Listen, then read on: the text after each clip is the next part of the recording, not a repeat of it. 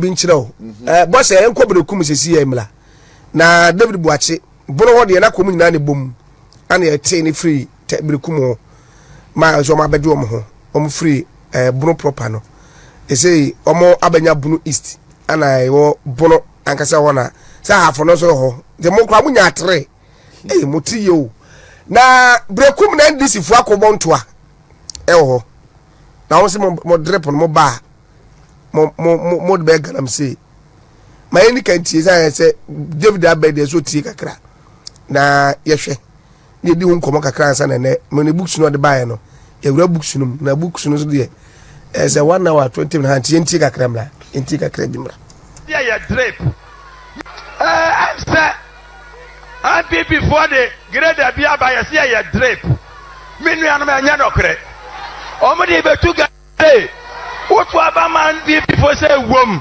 ade achia grade na nyina betu say the ahenum adika ya tu dada no me de man be sia dibre kumai mo be tu aba no ma pombrem Dave anu ni ajiza ayonwa tunga ayonwa na ma yenchi ahwefo ni ahwefo juso ma yenfa no homeso wanhwa uti BBC na okan straight wanhwa na wama onya watu bom ya bia enye usuba no akopie ba ya na eme ya se niama se bebre NDC for na ta free yen ye ho ehame ba o de se na mekan no ma yema ahwefo ne atiefo nyina chia no pa titru chairman papa ma hu adwuma wo yo pa esre nyame se onkoso ama na hodene na send ya wo yo no onto aso na me se nyame beto nsupa aguso mi ko ba ko on Kransan Friends of Boakye omo se anopa monitor pa nti Friends of Boakye on Kransan me chia mo nyina special executive da ba mo fa me kokoko ho nyina fa me ko nyina drip nanke can net topics no but not in this format ti my yin free answer yenta na make okay say former president make certain statements na nipa gidi say enchire panyina wo pe o man so adi seriousness first so say nkete okay mprako nkete ne nkokobu mu no obeka no wo bono east how no kan emra na wo pe flag bearer no say idea wo dey ba to be NDC branch executives so be amfane ho nhim na no a obaye so a yeji also na okoka say wo ba magana mabunu ye me ya no kanema mpanyini free akonwa so emfie nson bosome nkron mu ne yewe aka bosome miensa na mfie nwotwe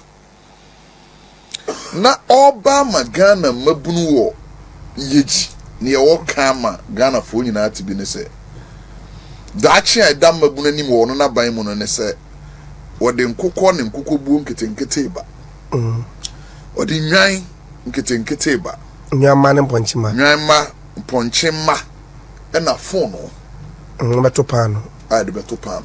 This is John Mama vision for the youth of Ghana entering the 4th industrial revolution. But we are seeing na confidi nyuma ne nema ho no John Mama da so wa chiri ti ano na ma time bia ne word bi o use to reset ya na ehame na ne minim sa wote ho o da so obono na wote ho bi na papa yi kan semwe na sabe kuo bia ba bia ye hia no dodo na adwene mu do no o ka we be huru because you can't tell me say the drip machine ama sunyane municipal ye de be galamse o sunyane ye the drip machine ama bolga be a neno ne omo no but go to the communities nipa no nyamfaso no esia ye ka sei Konkransa South bonsu ye krokese pa current president of Islamic Mission of Ghana Sheikh Amin Honofree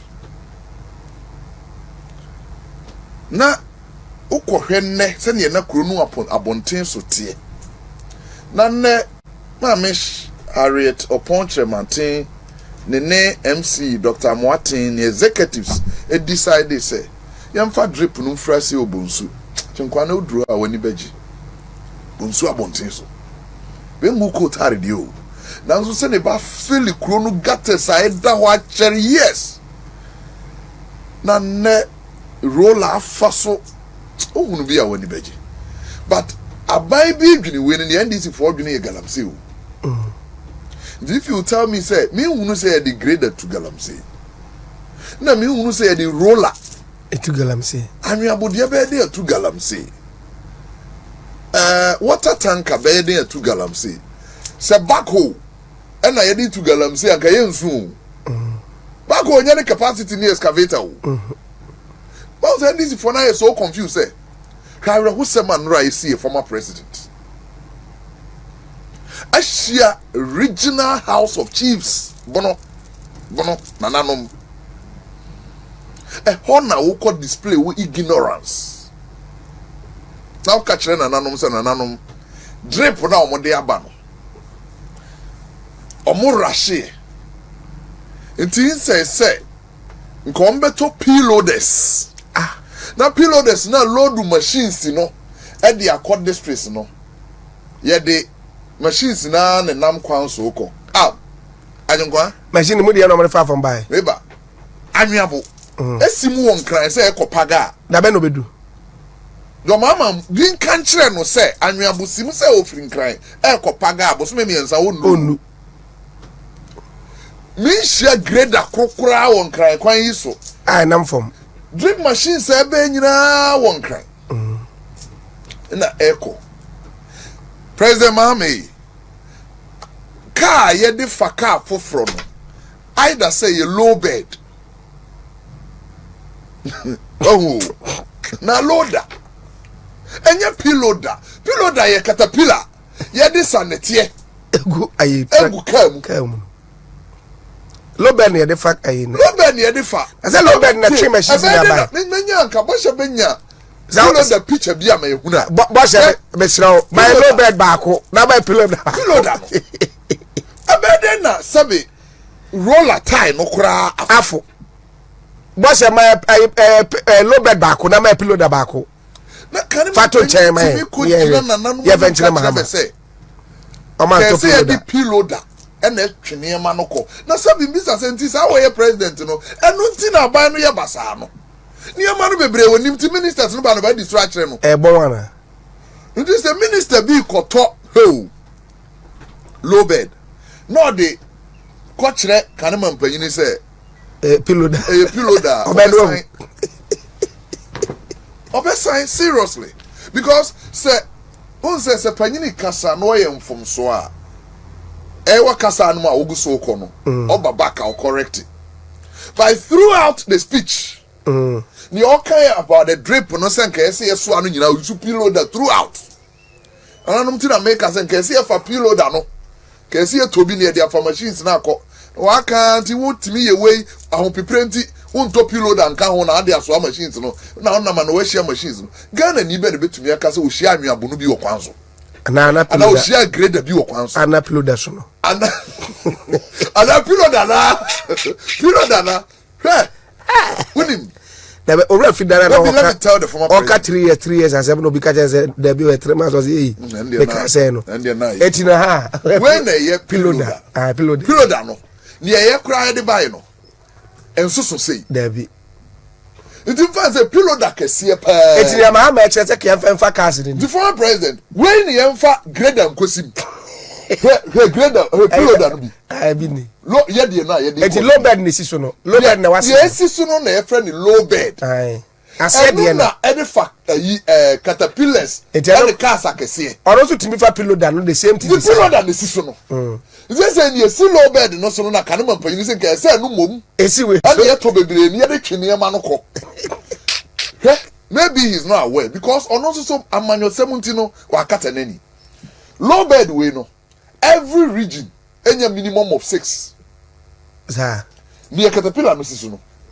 Eno ni ye de twene ma no nyina. Han ya na. Tabi e ka ho. Ndesi aye ka say no. Yes. Unya low bed ni bi.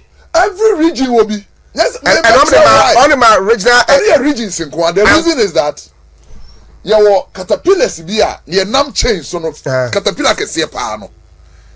Chain a wohono. Region be a yabi. But no the anchor district level. This a ube ye juma be na a virgin road and a road that we hear say o cut it.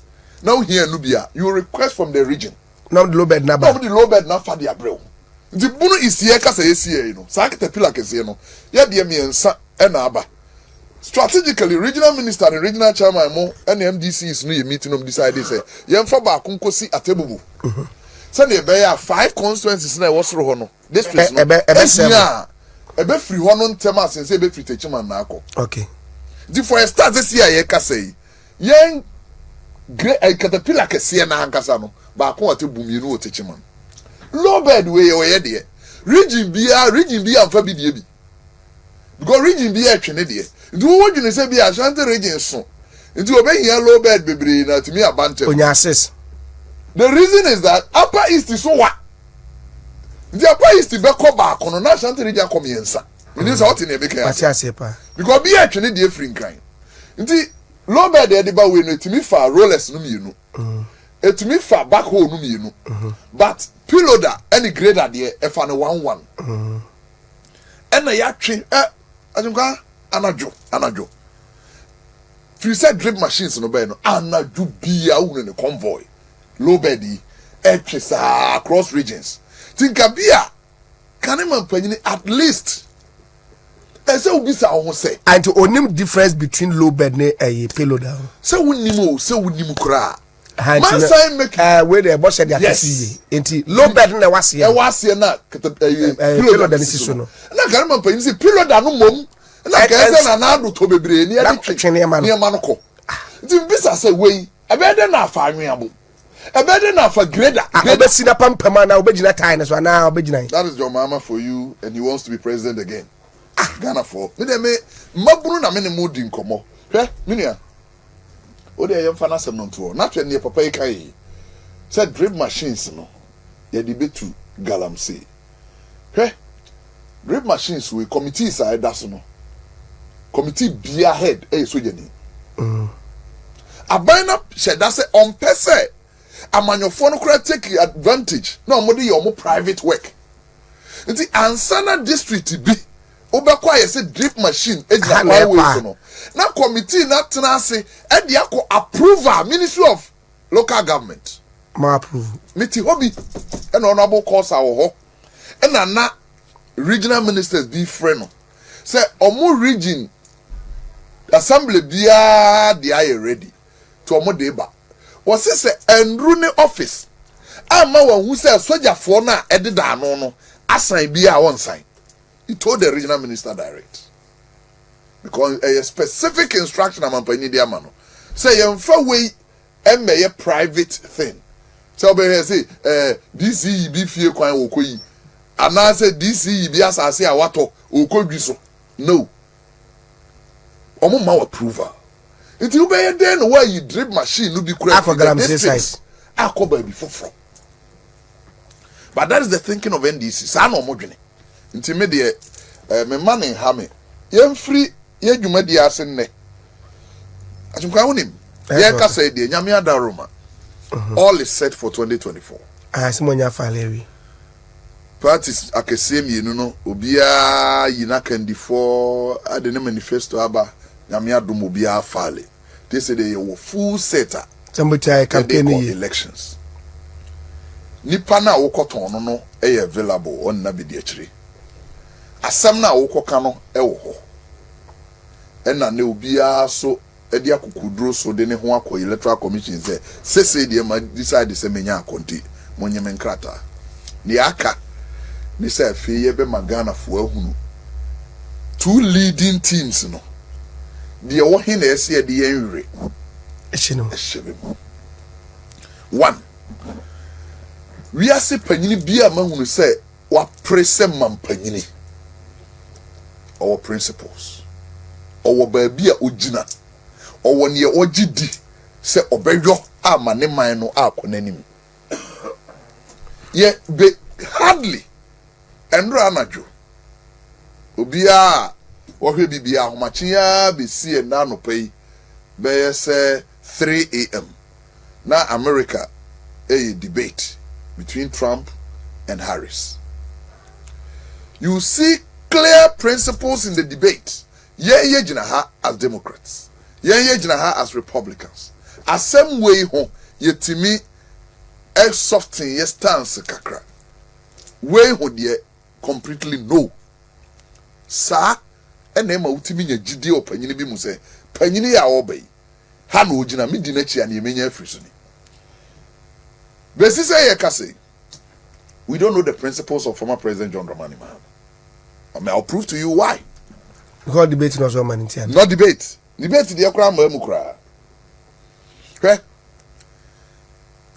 You ever call first thing, Vice President to be a manifesto that. Debbie. Every manifesto I in we say, a form company over when you swadi hunu and the edio. Vice President, dear Ebe Buawama, one is swadi hunu now, you know. When ya. Inti Ghana bakosemu say ye pempanyimfo a ede manifesto abre Ghana for ama yetie agina so ato aba ama ba kane mampanyini John Dramani Mahama ka ho bi ba Dr. Bawumia ka ho Dr. Bawumia nyam present manifesto apart from the odia badisi ida but John Dramani Mahama a present and this year de no ka ho 4 manifestos. But ye be kan nyina ho asem na ne hia me ye 2012 ne Ghana for to abama no eno ne nya gidie wom se sa nwoma wi onfa meye adwuma na ye hunu na nisuade hunu Advancing the better Ghana. Advancing the better Ghana agenda. So and ne omotimi bisa say Dr. Bawumia February 2016 he was the president. I say changing lives, transforming Ghana. Now you're president. Good. 1. Manifesto way na. Where 2020? 2012. We na Ghana for her to abama no. Ye di kan. In this manifesto ono kase. Nana Adudanko Akufo-Addo ani si free SHS. But ebeye dine bi say o man no ni sika. The echo 2008 elections na parties no ni one side na Nanado ni team campaign no jina ngoma sua so I boss me the video bi ama Dr. Tony Edu video bi ama asema David kan no prepare video nto ma me David anosia e betie video no tio Nanado Danko Akufo-Addo na no si say ye ngoma sua ye ma college nye kwa ebe peja o man no and this for say entumi nye yi yeso de ne ye beyo ne say apomudino ho hia sesia President Kufuor health insurance aba nti ne ye beye ne say ye be ma na beye one time premium utua untua bi Ghana for GD say school pa beye kwade o man no ni ska ye ntumi ti enya kwado dadai ba ne atamo se kan de ye tua ba kwa ye tua bi o mama ye hunu kura say uto bibia insurance levy da so okay be yi na ye to abama NDC 4 years omo major campaign promise o ma men ho one time premium anya he be say on back capitation you need one time premium that be any day ye we dem ba atamos de no. Then 2012 John Dramani Mahama ne ba the educational field because no more fail your health o man to me and deliver ti edu ono ne so no na obe join in Nanado education Nanado ko so preach free SHS no John Dramani Mahama say there be ye nru ho jise mfie duonu achi na amai bebre ayo free SHS no bi wa bibi man mu a asai be ngomasua nti kaso last rally or say Ghana must not introduce free SHS on the whimsical promise of a desperate politician. Many countries have made these mistakes already. And they have failed. They have failed. Nti nanya ni jidie ni say Ghana. Mfia duonu maya SSA ye free SHS. Ni jidie. Obi antumi ne no because obi ana open ye. But ni ebe to me aye ne say You bet to me a sisuku adane. The DSC yen ho for Sada community day senior high school. To me senior high 200 community day senior high. The no ye near me mayo. Nanado so be free SHS. Ghana for say Debbie Nanado still free SHS mo. Ye did say mo them yen to me. The yen try John Mahama 200 senior high no. That was his major campaign promise. O deliver 29 out of 200. Omo handing over nose. Almost 124 at various stages of completion. Not 23 years as in Omaji. The anko. The 101 ne ye kan ho asem. 101 mu wie mu 29.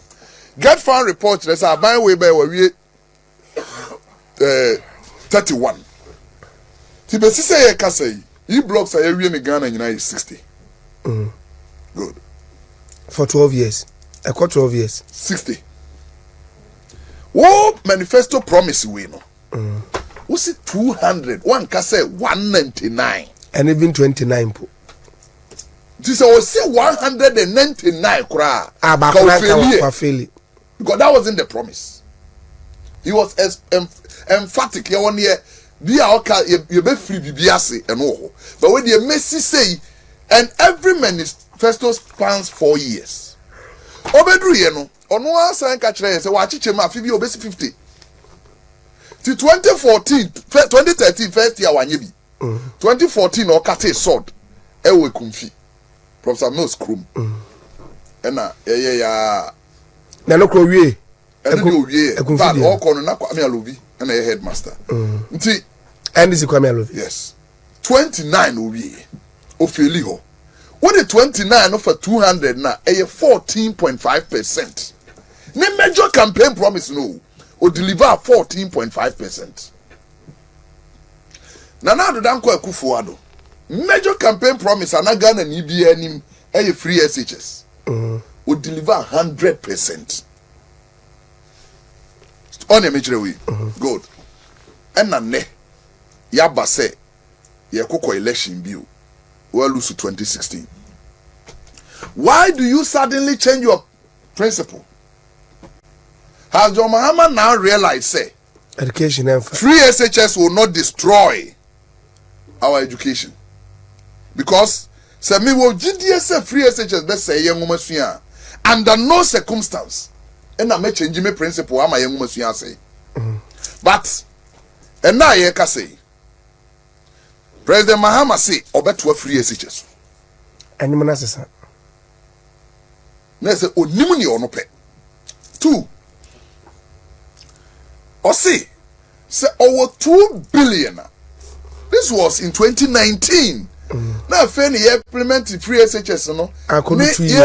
Ni 2 years I be connected academic year. Tina nkwada no numbers no enduru 1 million kra. You be 840 ba na ekoyenim.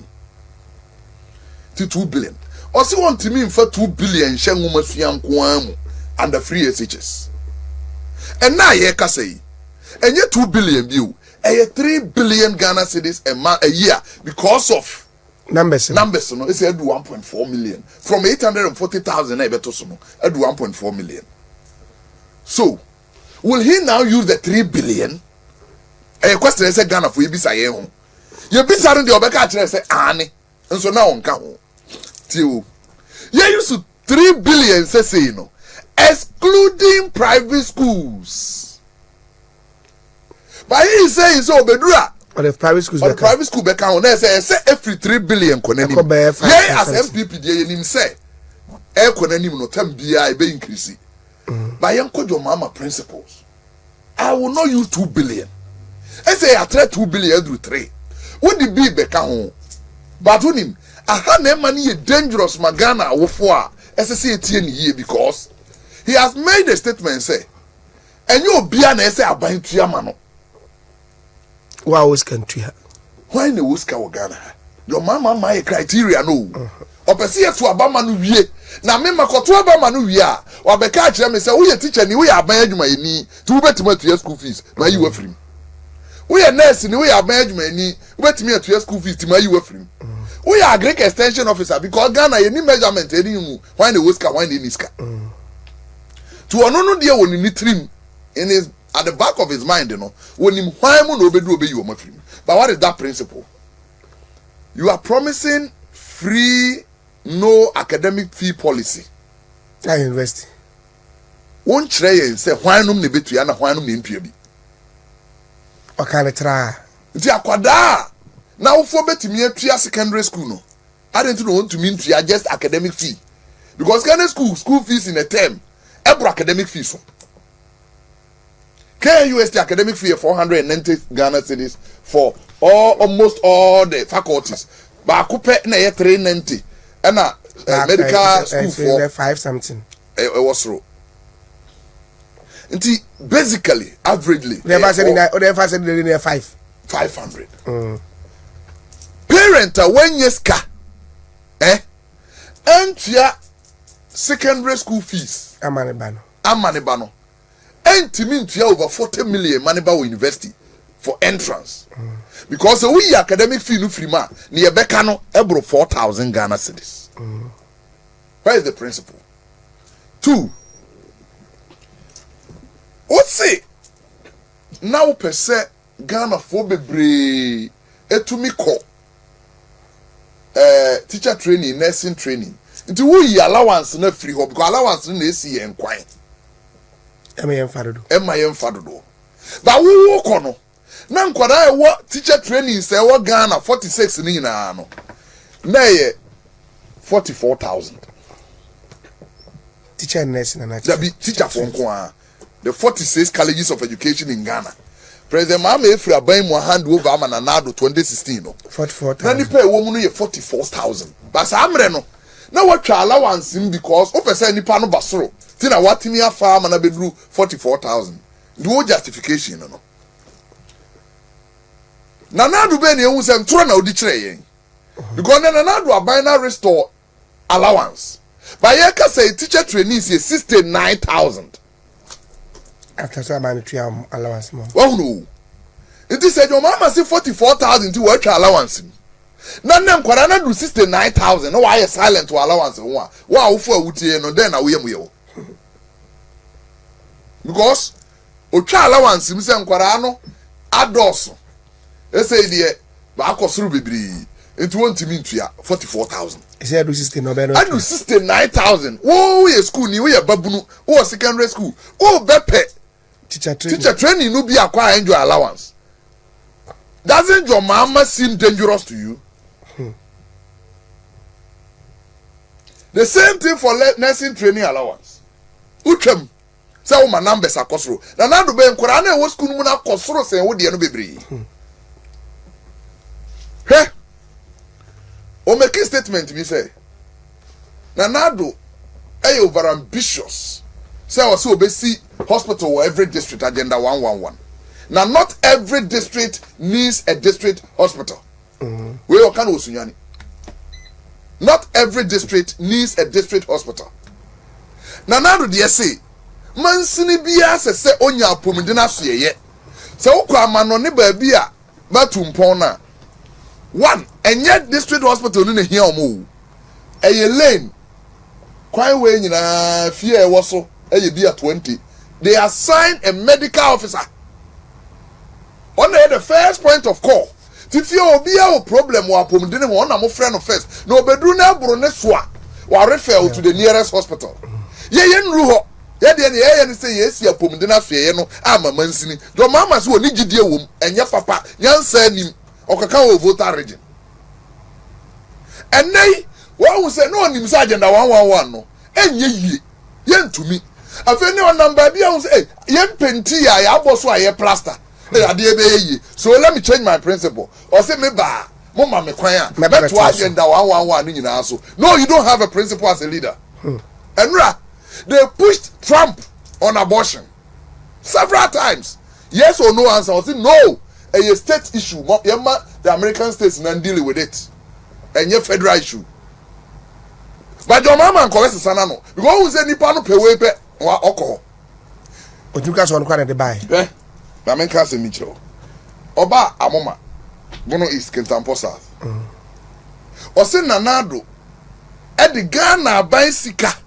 and na akoto machines drape machines no na ebedru ye no NPP PCC de omu posters abobo ho na enye omu bottom ska enye na nadu bottom ska enye ba umia bottom ska enti NDC fo nko wa why a statesman o former president omu nko wa why obi poster but he has forgotten say RLG laptops na ni ono de ne de na enye poster o eye picture ye design ya ka ho wa ya enye and if you obuti ni kra wo so computer no first mfoni e di kan ba ye joma ama picture anyanya bia sabio any bottom scanner Ibro 29 NDC wie ya ansa na omoko there is not a single one omu bia na joma ama picture kese mo ho E-block mama opa kire Ghana for so the bottom scanner here signboard na billboard na ebo ho no kra no de ne picture to so ma kire ho Mahamas E-block me say until I make a choice say you discuss the principles of leaders. My baba be no so una. It is a woody aban sika eco share laptops. Now my be design you picture shem ye. You sign the picture e wo mu say yes fa picture na eba kane. Wa unu say nyo bottom ska. Obi poster keke eda ho anso kra to a etubi why no. Once I say you don't have a principle as a leader, and me to me follows any panel because the Uber kwa ma one Uber trouble be a casa, Chanabere no Jinababi Assasana no ama why a third person. Because now your mama and this is post persons in the are useless. Because send me your macan baby, Jinaswa, or could do baby and was assassin. I think and ne ye kase. Can him and Penny John Dramani Mahama. See a man kwan ma oba wo de ye ska e better Ghana Health Trust na e be friend Mahama K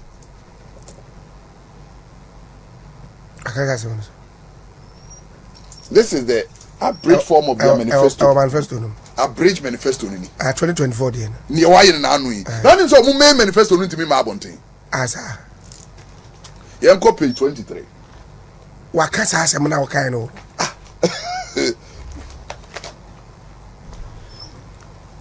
to further ease hardships, we will introduce various social interventions to alleviate the current economic hardships and protect the vulnerable.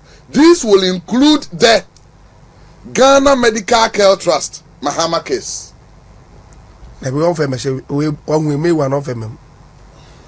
What kind I read it? On the meaning now I know the Ghana is cannot be. And now the former president for you.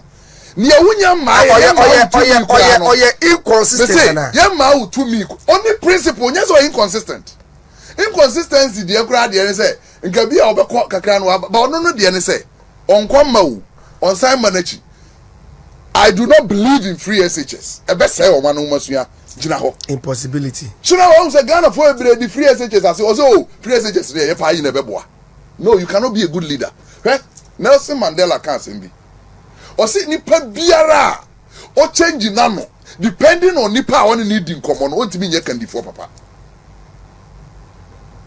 any man who changes his principles depending on whom he's dealing with cannot be a good leader. Nelson Mandela statement no. And that is why John Mama failed. Only principle Mahama case me say mama nya mayo ade a wose akufuado pieces aye na be de be poster abobo drip machine hunti yanko wa wa na nye be scan be de toye no ono ade a wo dwini se wonya kwan da achi bi obeye no de ni atoso dada ana enye yi no yenye yo odini atoso in advance mama enti wo me ko bo atwede o ayi no krachi no o me bo atwede o drip ho o krachi no so o ma hu manifesto no say Mahama say or the bibi be friend Mahama case na NDC for 100 o mo read the manifesto no 5 David I'm telling you that be am catch us and be say can say me no credit wa am fa nya hwe that's what part ACI present question this communicators na kasa say road was say no we ya kasa o bi I'm parking kana me say you may have your belief you may have one kasa near wujidi don't impose it on Ghanaians if it's not good. So open to me. I mean, can't say Mitchell. Dr. Baumia, Achuru book. Former President Mahama, Achuru book. They all want to be the leaders. Fortunately, they are all nordness. Bibia. But Bibia di near one nim, near what GD, near one Muslim who, and Eba Ghana. Good. But me actually any book in 2010, you lose 2008, you know. Not true book 2010. The title. Transforming African economies. No. And I say Africa. Bekoye ni ma nya Ghana nko a o. See bet me a catch up with the developed world. Yen drift na yen call digitalization. And about me. 2010, 14 years ago. Na about me actually ade no. It's about 8 years now NPP. You 2 years no. Okochra de. Then as visiting scholar, who is a professor, associate professor. Then as professor no trust abuku no. Owi na obesin call Zimbabwe. My friend could it. That be me say na me say me call good free on my back. Ti ba umi ade no ne say SSA bibi man call digitalization. Nti ne obeye mampani abedi akire onye mampani o. Now we hear manifesto 2016 ame won ha. Digitalization ya nhede am push ho. Ani sani onu ade ni nimde owo mu asisa man na more or less abet say abamwe kura digitalization abedi kan. A obia ani je ho. Can you man so? My first coup d'etat. My first coup d'etat. Page 154. Or say or say preach on. Or ya branch you. Now on your scar or good disco. Or spending no aimlessly. Now you know tardy ye pa ni say or the disco. Na ono dia kura no na pe disco sa say babreso no na curfew wo Ghana. Nti na ebo 8 soja 4 se obi ana nti na disco bie 3 awia 3 na bapon anwumre 8 ezeze 8 no bo eze 8 mo na obi afiri ho nti ebo 3 bia oko disco ansa na wabeda tio curfew wo ho ti disco na ye na nadwo no ese aba awia 3 to 7:30 to 7:30 say 8 there no be ada. But every day wako aimlessly woni but I be on your scale was say no kwa. On one atro nya bia ne hye no page 154. Enunti na ne manifesto committee Professor Boafo Matana sim fie 9. On Professor Boafo na num ton o see lose election ne manifesto committee start adwuma. But start adwuma nyina be ye ba de anim before 24 sem bi anim. Na go for 24 by. Okay. I'm saying na any omo 24 hours mo de bada be. This year na ba. There be o I'm saying na any o agenda one fan ka ho. Wo de am be kan ya make no be hunu ne make. O na de 24 ba. Ba force ba tena se anim before ahihye bibia for 24 no ho ama. 24-hour economy of John Dramani Mahama or promise here no. There is nowhere disco room. There is nowhere nightclubs room. Ne reset ni page 32 manifesto committee no etro ne bebe nim say bebe yo 24-hour economy no 24-hour economy no okay na bedi majo mama say ko ready okwa insert bi for no gidi say we are no ko disco to be shame ti say ba no the disco shame no the night club shame but in the manifesto there is no night club there is no disco it kind of key sectors of the 24-hour economy policy. The 24-hour economy will focus on selected public institutions with significant customer traffic, such as ports and harbors, customs, the passport office, the DVLA, and others. It will also focus primarily, but not exclusively, on agro-processing, manufacturing, pharmaceuticals, construction, financial services, extractive industries, sanitation and waste management, hospitality industry, retail centers, transportation services, health services, security services. When our manifesto, discotheque and nightclub on an edition. Your manifesto committee, no. Professor to catch the master. What me for Sadia we me Professor Boafo. Me draw manifesto, me fan coach him say 24 hours nightclub. Magini ho. Anani je wona fasa. But ono ye babunu no. This one walk up. Minutes what the metre ya. She said, Baumia ya babunu no. Osua computer. Osua niyama shiseye. Ti Baumia se, obema ne abafu computer magana niyama ye nyina ayemre. Your mama no to on computer no huna de kuro. A man for osua computer no what na ayi disco. Area 3. Area 4. Area 5. And number 6. 7 what disco bro. So I say. Onu nyami o onu ni book no wa wo bibia no be page 154 near ya wo hopa where da ye painful no say no onye ska or spending aimlessly onwe ho no say no. So now ya Dave be ka me ya di bi ma ho boss e bo tornado asem na yenti yeti tornado akasem bi pa na asem na tornado kan na o si yeti na yenti.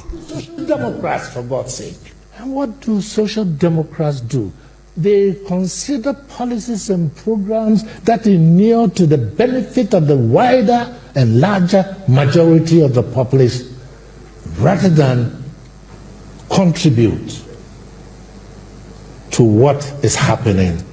Elections being a ritual for the circulation of elites. I stopped attending NDC congresses as far back as 2000 because our congresses never extended to the discussion of policies and programs. It was only for elections.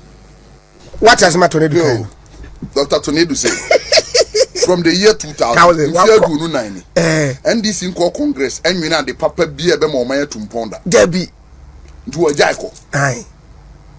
So you see, I am this new. Panyininya NDC your mama no Debbie. Where mo yabo mo ministers no. Na your mama call Rollins if you onya konwa ntraso. Debbie. Tornado is among the first batch of ministers Rollins worked with. Deputy Defense Minister. Aye. The already we jam Congress only Rollins or no part say Rollins free power no. I believe be any NDC in no jai. But when him, did I make us say this 2024 elections? Ghana for yenya butrema ye ho. Na yenti obia. Yenhwe obia niwe. Yenhwe obia suban. We said Dr. Baumia launch NPP manifesto. Or if you know making 7 February statement. 72 points, 70 points. Every platform obejina so no. One of the points 2 or 3 or 5 and all 5 is plenty. But she said it developing into a full booklet manifesto. Free say a manifesto babontin. Dr. Baumia jina platform biya so say okasa say him for nim, say so for nim, say party mabuna nim. Obey you near efa mo ho. No any more di ho nkomo. Ofa NDC manifesto a. Any babia say easy and ebe wi abam. But former president general platform so a obetire any manifesto mu no easy no twa mo. Don't be called demonstration ti. Oh and he Azungwa yam call the second yam free principle no. Me catch you say your mama the president pain. Now, on make promises to this country 280 a Tamara president nana. Over pre-president 2012. President Mama made 280 promises. And so why say or they be our boy Akufo-Addo to say or make promises akese. Yeah, you mean na book ni. And yeah, promise won't be I'll do this, I'll complete this, I'll initiate this. 280. 280. We are making my soft copy. We are making my spread it. Oh, check here. The ordinance Sakaye 218. 77. 203 1 year. What the percentage are 27.5%. They are running, they are 28%. To make a huge booklet, say manifesto, Now the beto Ghana for any ye GD to Abama. Now could deliver mu or how much more do no more straight. But on Mr. Professor Nana Joe Pokwaji so all UCC no. Now we try 49 crowd failing.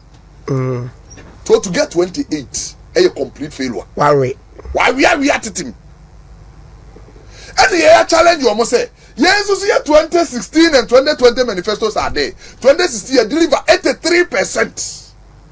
2020 you deliver 80% so far. They should come and challenge us. If you said Dr. Baumia meeting the press, and this in Libya out. That is the day we brought this out. Dr. Baumia they can make it state. Ni ya to ho. About why? Mama about. Say. Asiba mwa bekaza sarubi oroso. And I want it. Asema okani mu no. Se okasa rororo ne se okasa slow no. Enyi question bia no. Question yi ano ne se okasa slow no. Wo so ogina bochi okasa tata se machine gun. Bo obegina ho no de okasa boko no. Wo de ba akutu dwa se ne be ya obetini yi. Se wo make 280 promises. We deliver mu 77. 28%. Kenu na be challenge say Dabi. Me so mama me nkora na transi aye mo de anu nyina. Wo so mo deliver say.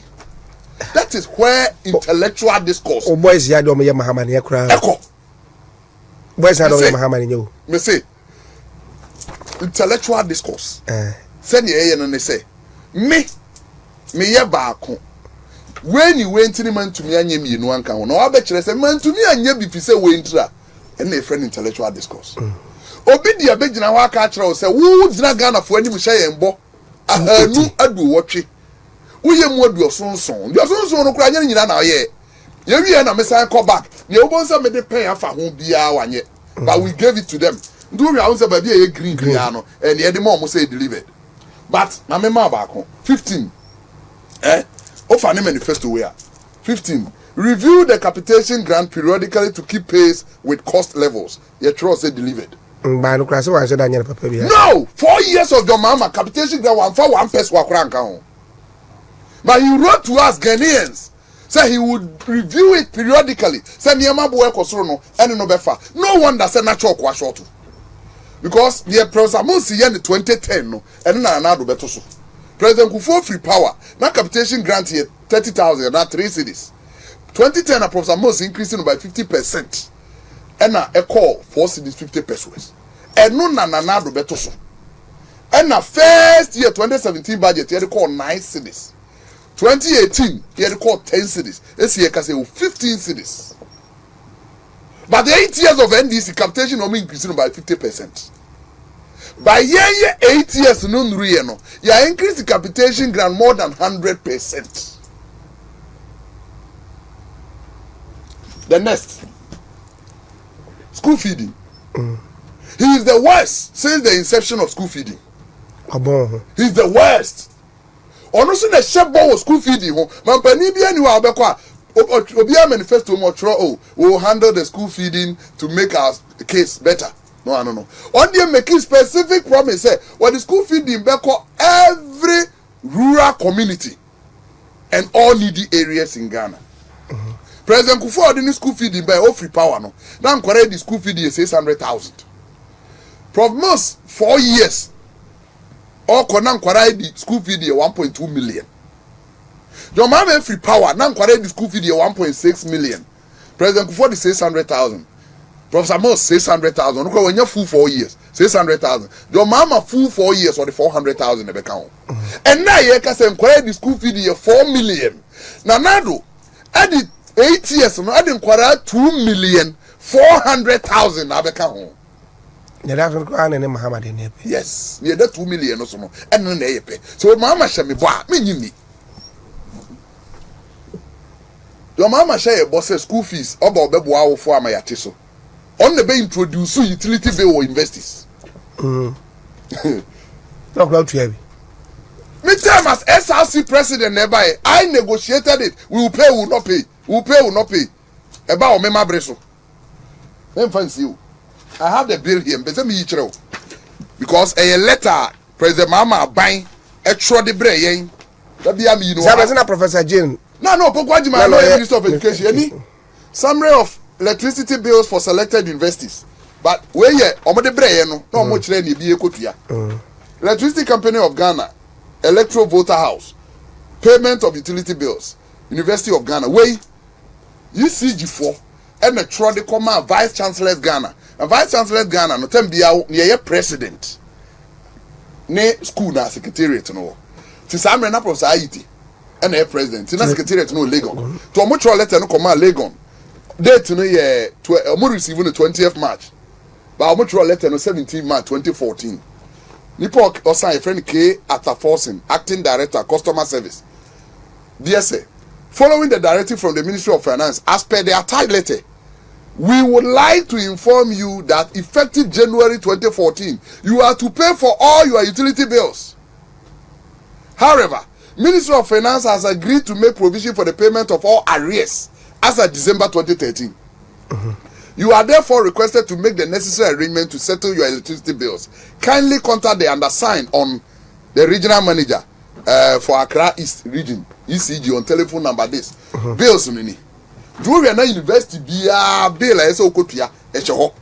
Then Kenya let away no. Bobemi no my bill no. University of Ghana na ne bill for 1st January. 1,092,842 Ghana cedis 71 pesos. As a balance, man, as almost be na 10 billion 900 million 920 million. KUST na 829,000, which is 8.2 billion. And then on beche them students in the tree. Beche o dia member University of Cape Coast na 244,066 2.4 billion. As a cover 3 billion. Tia check we no. You have to down know say will it follow for a semester because students in their bills month say o chedeka almost semester fee one you nim say dey ya ba vice chancellor framing dey akire me kama you on another letter ba we near setepe tro koma ECG for say abayin tua utility bill to omo pe omo bills a omo investors no and I omono gina so e tro we bre investors. Okay, good.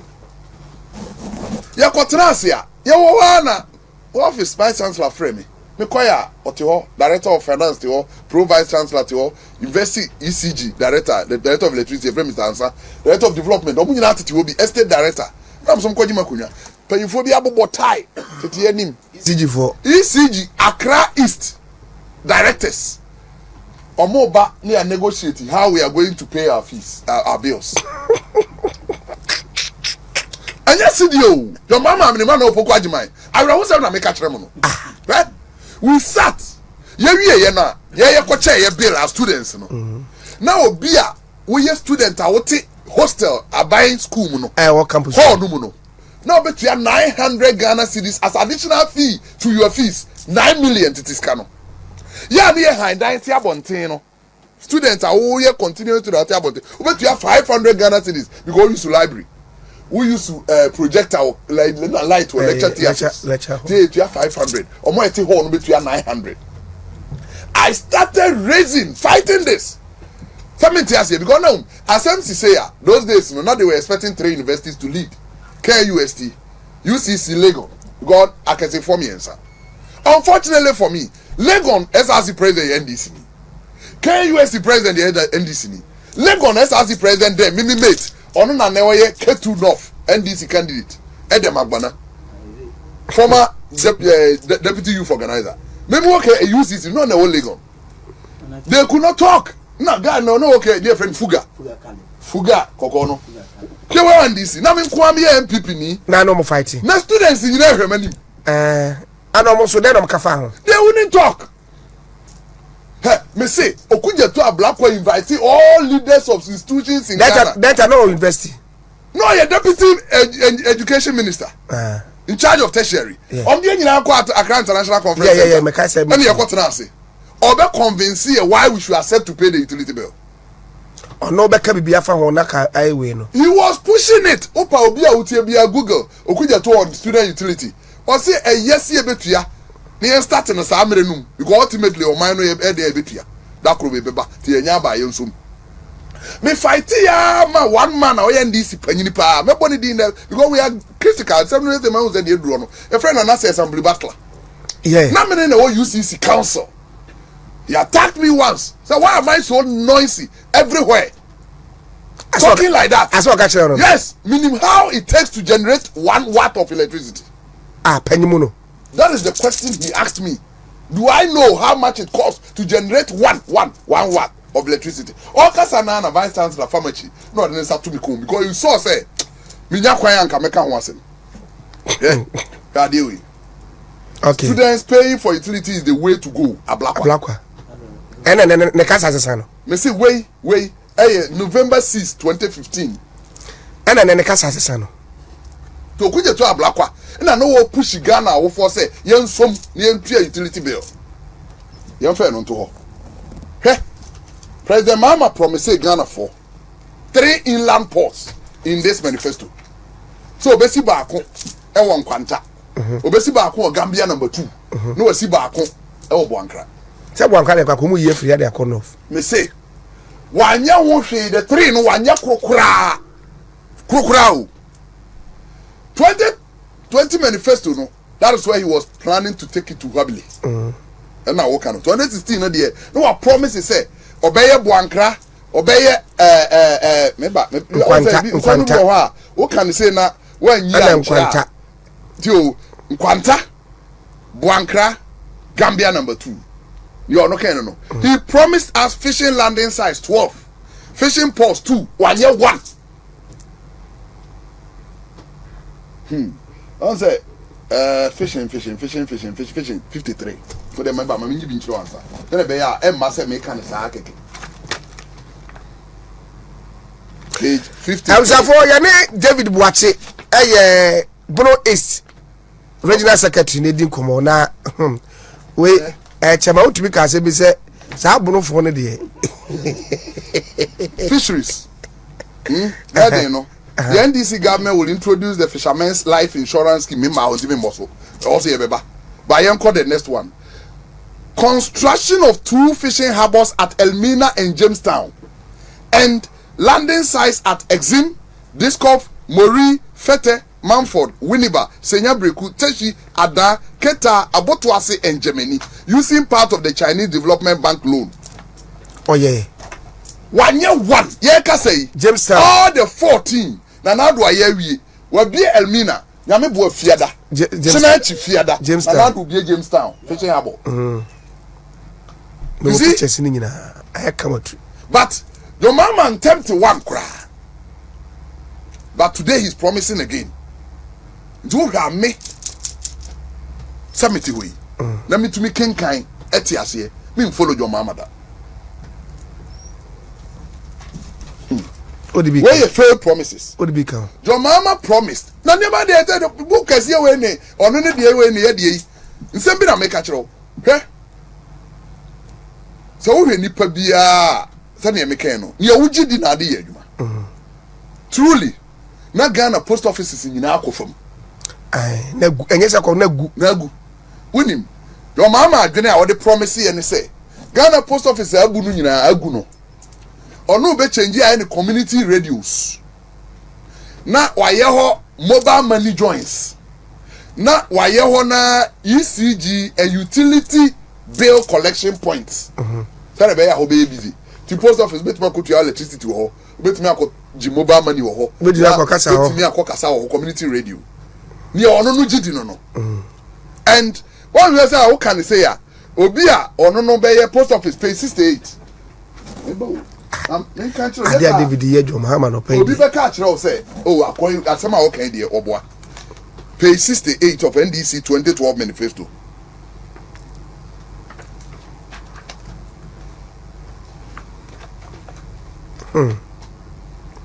David Boakye.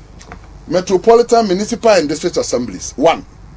Filing of existing vacancies in the existing MDAs and the staffing of the newly created ones. Conversion of post office buildings across the length and breadth of the country into community information centers and utility bills payment and money transfer collection points.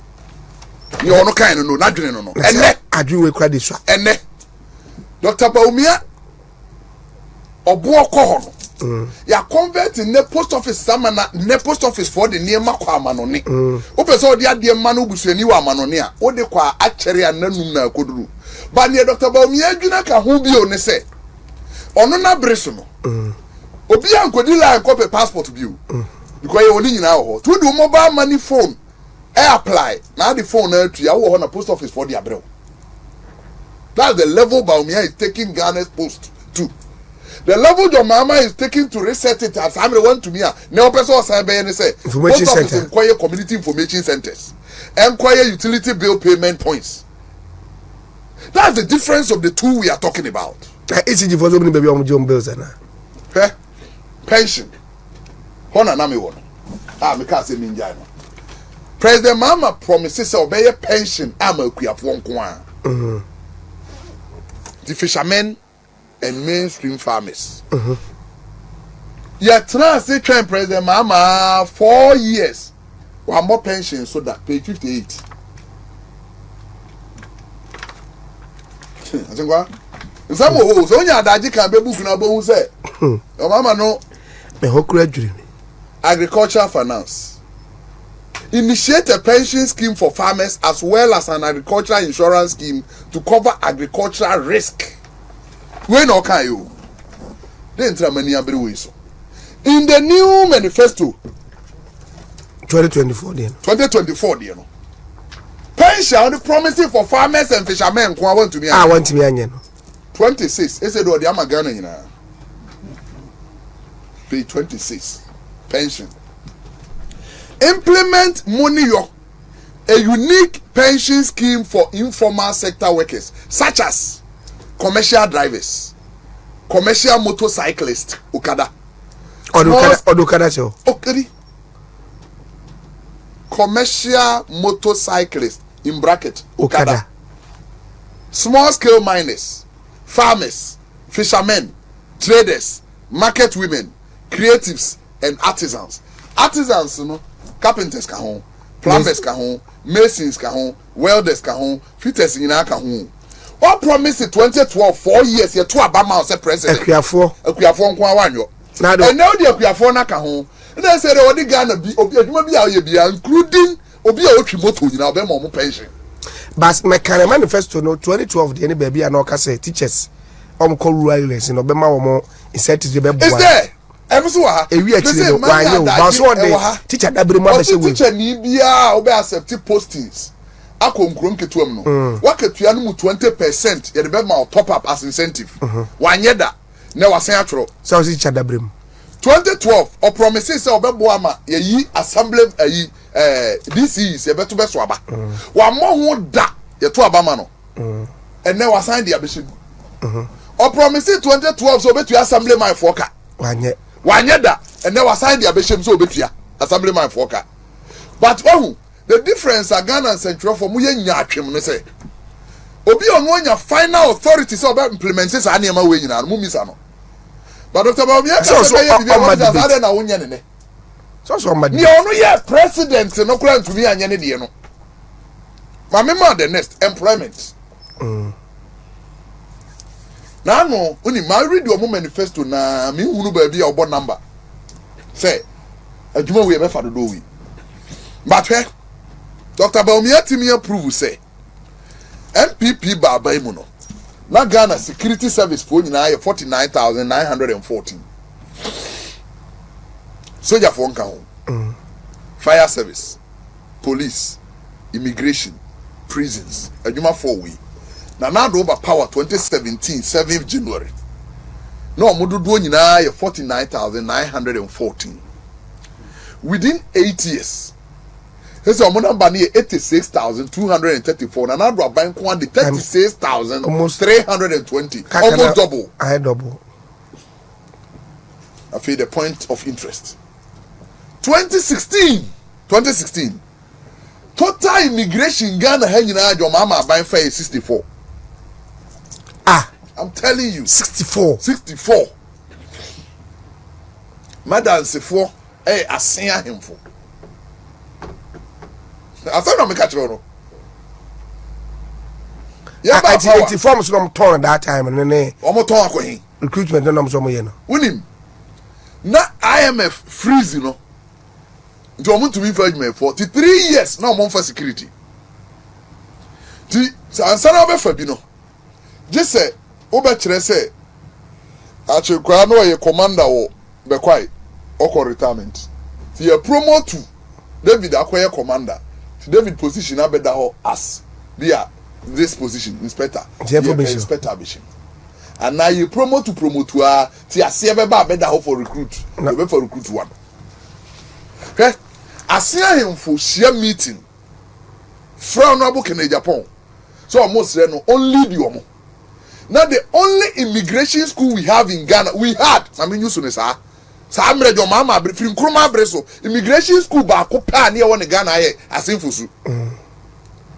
Now the whole year, last year yantemunka, last 2 years yantemunka, afi mo be fa nipa duosia 9 aduosia 9 na asemi ensa no krokura ni wa onye bi akora bi free ho asin north asin south asin central. Omo na school no masase so. Omo mas do no Kenya Japan lead the omo. No omo ngi school no mfra ban sem after omo de a. No omo nye nursing training. And the omo nim so omo man be nya so mfa so. Asa na make kire we. Then this government came. Ebaya Dr. Baumia first security activity no call kate sold for renovation of the whole school. Buildings are yesi no honya agro. Fi say ya ban yi bayi. Not a single year and you have for immigration less than 600. Not a single year. Your year be for 1,200. But unim, then you then say, na do abaya say immigration school mienu aka ho. Na ba ko te pa Ashanti memu ha. Na ba ko Eastern region. Na e o miensa. Ba ye ba ban mu na Ghana nyina immigration school ye ba ko pe. Eno ani asimfusu. Fire service. Free bro nyina breso. But from Nkrumah breso a besi jo mama breso. Ghana fire service training school nyina na e ba ko pe. Teshi. And na ye 9-4. Bia on kantanya bi. Wungu northeast enya bi. Chebi enya bi. Tis a buy yes afi bi akura bi am 100 anya 400. Yansi school no say e be man be white elephant say ye person is school keke ni e penti man hu say fire service for college wa. This all ye babunu. Na mpanyimfo me enu wey promise wa. Today as we talk in the NPP manifesto, Dr. Baumia promised yen say as head of security in terms of their board or council or channel on watanasi one near mamiensa human resource this year ye say adwuma for no 86,000 but your more can say obia be my numbers be within the 4 years of Dr. Baumia every year be on for 5,000 ka ho 4 years in 2028 no Dr. Baumia say ne commitment obefa mabunu nko with security service police fire immigration prisons 20,000 stated black and white in the manifesto. Black and white. The mama babu east or say in their manifesto I've read all man who be ewo but say never or say police in Kobe at 25,000. But the records of the NDC in 8 years in security service are new 20,000. 15,000. So bad anyway. Tio, Tina make us say, Yemwe and Yen Toka. Presse, won't be dim Fiamotri. First 4 years as vice president, the next 4 years as president. Security for a more 15,000. But they am 50, you're more 20. The Yankase or more banner 2009. Na Ghana security in 20,000. No more than be count. So far 20,000. Yes. Nay, you will promise one service 25,000. While a full service a whole year offer 64. Ena near who say Emra or no for 64 and they say want to mean no. Now I see Ghana payroll bloated. As in what I say, Spanish capability to trade my forecast. I say Ghana sky the trade my forecast no doors do. So I'm gonna work and security for 44,000, security for 86,000. You better know what you are. Which one dem tell you? Emra o kana Ghana teachers. Less than 150,000. And now you can say Ghana teachers bro 400,000. Emra o kasa no na health service workers in Ghana around 100,000. And now you can say omo bro 250,000. Say me am shishie wa say ade na papa ye the capitation grant gi ano 40-50 pesos. And ukra wantimantua. All kono the ka more than 300 billion cedis. Now the capitation grant 15 cedis na ebe jano. Na nkura no so akomani. Right, Abuja for David Boakye Bono is regional secretary. Jawajo na chama utumi o prophet I was a keneka me ko na azko jempaye. Abed Foko wa ha. Foko what say? Me just well bro. Na David defend one or two ade. Asem no say ushia de say na kan. Say also bro hobi wo wa hafo. Oh, de de ya na ya ne fon so. Say de guitar ma ya ne fon so. Yemfa I'm looking for a time wa ho.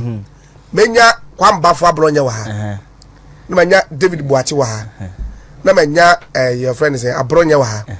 Na me the original chairman. Uzechere what? Done dear. Ekanya Metorias wallahi enra yeko ahafo. Okay. Yene incoming vice president Napo Dr. Napo obo adwuma yi and then nona asay mama say I have to pass it before I go back to Accra because there were some statements he made that were very emphatic. The NDC has started this galamsey agenda and they are even prescribing say we should shoot and what kill. And on say I have also there because of New Montino. And yet they are small scale mining kakra and I want to stand on this your biggest platform. Na ye magalam say yes nyina nti say. Dr. Mahmoud Bawumia ye papa na pobo ni chidom no. They are very emphatic. They are not going to shoot and kill any galamsey. Oh yeah, o small scale mining ye. Emrana Ediabane is very clear. Say it should be 100 meters away from any water body. That is very emphatic. Now the Mahmoud Bawumia they say manifesto about mining and they say the backbone of this economy is going to be by this miners. Because ye go for oil no. Sa Bank of Ghana purchasing or gold purchasing program no. Ebe boa be strength ya me si deny dey. Ai kesi. Aside that was the gold news abe bo si na chi dom. Ama na timi agina pintin. It the next Dr. Mahmoud Bawumia economy no. Small scale miners no ehun ba be hia pa enu nti e na oba be bie bank ebe mo modwuma na dey. Akoso. Sa agenda na ye fall a trap. Going to 2020 election na omode ba na ye galamsey excuse me yes ye fight here de ye wie na omrenze obin kwakubu ahen mo nam kwakubu ahen Dr. Obin afa minerals commission boss afa chire na afi omo say sa de ne ntomu bi ye ka chire omo ne sa old NPP no sa 2008 NPP na otimi flip omo ye NPP we nya bi ni o David one de mineral David aye wape book mienu elie mienu waye NDC for knows no ye NDC for knows no compare no kama so what they say or compare no kama yeah you know you see enura me di Dr. Napoechi na me hu say NPP presidential candidate they don't make mistake when they are choosing their running mates. Here say ohwe we keep saying that they are perfect pair. And to tell you what, I am for a was a war half. There's no difference between a half and Ashanti region. A pair. Omunina sum sikeja. Na you na pokra dru hona. O koto ache o hineno. And nam say I am for no who say. Ofi na po say nyane papa na ye bema. You papa ye oba and go timidi akonya no. Omo mane nkutumpo. Obia make sure say omunwo otumfo animase. I'm telling you, every single statement from Nobeko ade kɔ kwapon ade ba ayom so ade ba fa ho ade ba nkasem ebe hwidiem obia ahemfu ni nyina fa no asi wonum kwapon de na asi wonum na ma David mfanyi oh asa even dey say nyanwon but me gina ho ka kire o mu place zi Genesis ye wo parliamentary candidate and as MP awatena so 16 years honorable amponsa ene ne ko 2004 entokwasi honorable George Boakye yes san candidate o ene ne be call from 2008 2012 2016 ni nyina entokwasi am ye twitwa bi nsa de bitum 2020 ye ko fa different candidate unu akobi entokwasi ema wo se party ni pick up so what you say me no do si poku am ya na ne call primary so by omo ya ade wo kwapo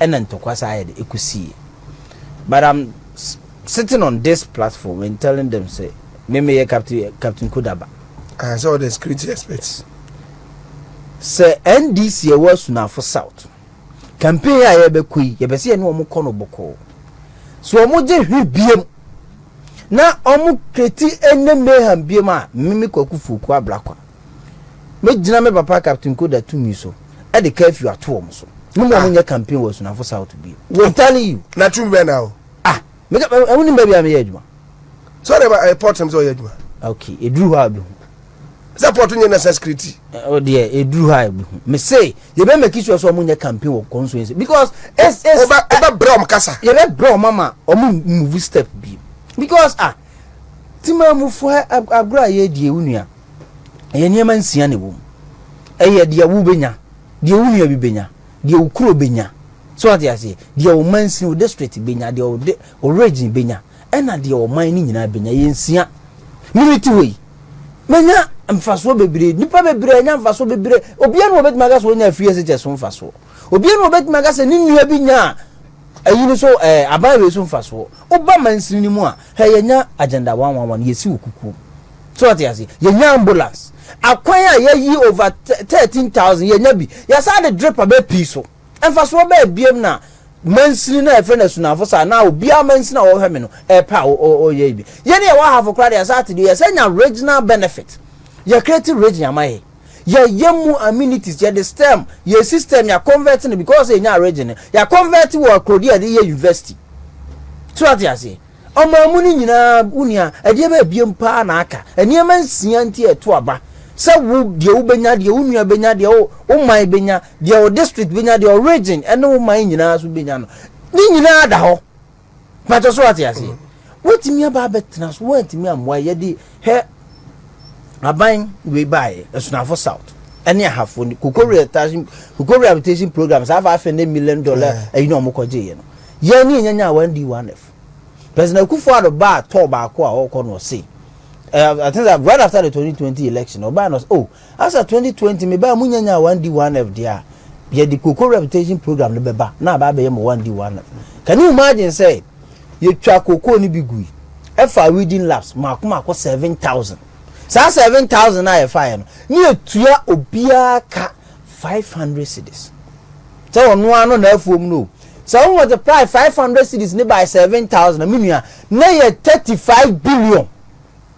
35 billion bosumi biano na abam kukuru 35 billion e de ba district wo e betua egu nkofo account ekawa enu ni LFC 2000 no e na 20 I think 2022 enu no musa ya de ne sa akofa brode adua e sa ba nu so fa nipa 800 a omoji close to 1000 e beji as high as 1,500 3,000 e wo ho e no so wo no beko right so what you say it is omoji hwe I know there me cannot cry because yeah to enim se nyame boa de tomu ba umia we ne a asundue gu na ye enjoy wo so na fo sa no na beto aso so what you say right se enfama boni bi bo na kodi awuo de ne 24-hour discotheque ne ba be se niema wo ho no mo a mimi ntimi ntina san kore bi ano aye Albert Fokuo David ma so wo bibi a me de samiru na ni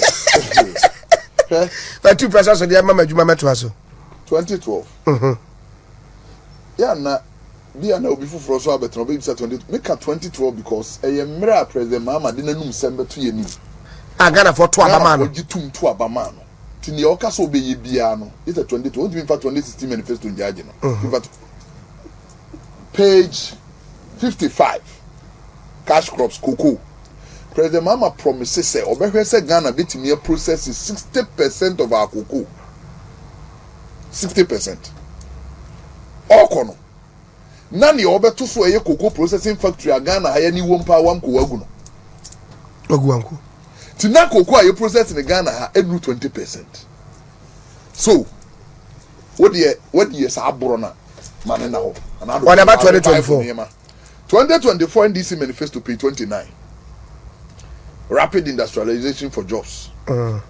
Establish cocoa processing factories in cocoa growing regions such as Western North, Eastern, Central, Ashanti, Bono East, Ahafo, Volta, and Oti regions. So you'll be young kind of one, just one. What about how many regions? Western 1, Western North 2, Eastern 3, Central 4, Ashanti 5, Bono 6, Bono East 7, Ahafo 8, Volta 9, Oti 10. Your mama is promising not less than 10 cocoa processing factories. Your man why? Wabra promising one to me anye. Ni ahonso begu no. Ni awo no kura na ebo oman no ye be na completely dead. Na do aban na san kopɛ bosia be hye wam kuma ye preja ne bio. This a your mama be ka kire me say me hwe ne manifesto we mu. Na wa promise say obesi cocoa processing nya factories.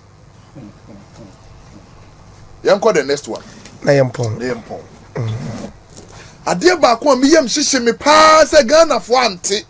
Na be gina so to abama jo mama e be me ya pa na oman no daache bebre. Hwe. So ka say jo mama e kono say Ghana ka nyina yese. Pese wa wo ka na de ade bi. Figure ni 120 billion. Me boy. Okay.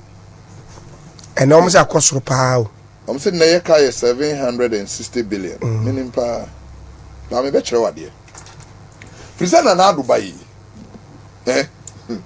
Sika wodi awura nwoma suam nkura eburu mahama eburu ka na mama de a yebeto so Ghana say numbers wo ko nyina this NDC ni ko gina ba bi ka kire say NPP fo ba ye mama boss ya ne niema ma be hunu say be niema nketenkete e wo do mama ani so no nya ne wona na do ne Dr. Baomi ani so me ka kire under NDC na afi bia budget a yetwa ko Ministry of Education na ye 6.5 billion. We can use 6.9 billion. NDC under your mama 6.9 billion budget allocated. 6.9 billion. Now do bedri education every year ska ekum 18.5 billion times 3. The say buy Scan and Adwa bind the education 129 billion Ghana cedis. More than Bessiana and this for say. The car not Ghana ding na ye better sono. Sky ye dear Uram Monsieur Munko Brosakanos. This NDC near here 120 billion say. Hey, what the Ghana can do 760 billion. Where the bear day ye wo ye to me o mona near market and get your money so. Ye bana Ghana economy size.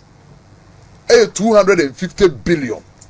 Ghana nyina wo ton and ne edu 1 trillion Ghana cedis na na do abai abisa for ye pon na ya konidi Eddie David Boakye or ye Bono East Regional Secretary foko ya pon say Mr.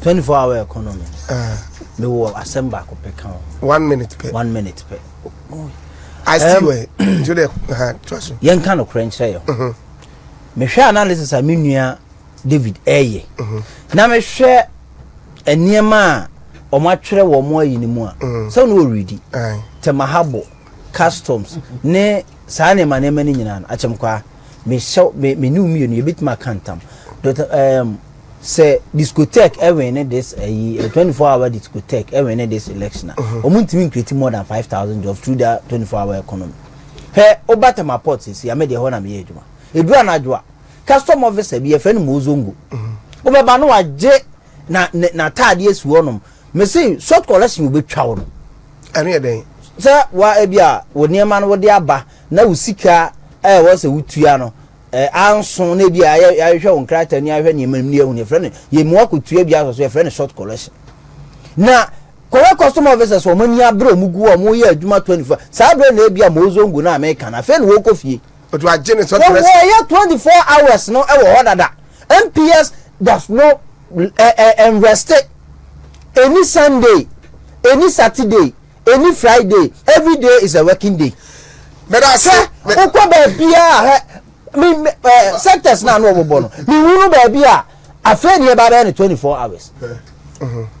So what you say? You folk we ho. Amenka bibi nchiro. And America say NDC for na supporters. So mo read the manifesto no bo say mo panyini no dada o. Rate W America say we are all the 276 constituencies in Ghana now, from one well developed to the least developed 276. One. Last 70. And it's really about some NDC. Serious ringing that 24-hour economy to be more. Opa ne hey. Young fashion to my muha 47 constituencies NDC 9. Drop also. Session from play drop also. And I aswase. New Dubiasi. Aswase. Chirami factory won new Dubiasi. No, you may won new Dubiasi. What the NPP for NPP? Your mama find this phone call baby to mind 24 hours. I don't call this school. That is school. A Jurassic Massey.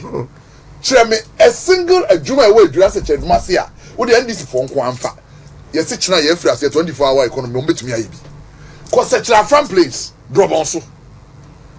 Na ko kire me adwuma e wo ho a ne NDC for listing no manifesto imu ne enka ho adwuma ama na ankasa na ni gientu odi aka ho nyina no kire ne wodro bonso ne mpatamu anurofi area ya be 24 hours economy ba de ofa ho ba bia ya betimi ankasa nka hade akura ye try bia be aswase eno kura nka ho opa na aswase alaba fa ho anadwo se ni pele ho wi a ho ska nyina e kire ayi Bantama High Street, Osu Oxford Street. Kore say na hotie. Na we say aban djuma dodo say na wo wa Bantama High Street. I say this free Confanoche runabout. Ekosi Abepo Junction. Chemi Ghana aban djuma e wo ho a oben 24 hours.